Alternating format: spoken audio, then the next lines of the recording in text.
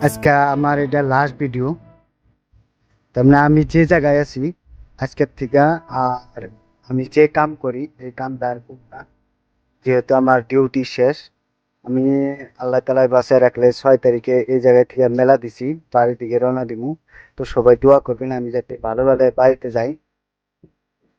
আর আপনাদের ভালোবাসা পাইছি বলেই আজকে আমার এই কামটা ছেড়ে দিতেছি।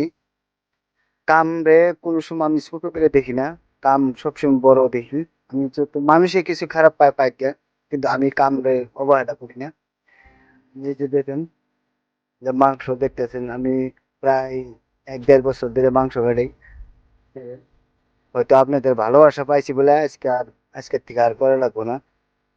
কিছু মাথা আসলে দুঃখে পড়ে আইছিলাম, আপনাদের ভালোবাসা পাই আল্লাহ তালাই একটুখানি আগ বাড়ানোর সুযোগ দিছে।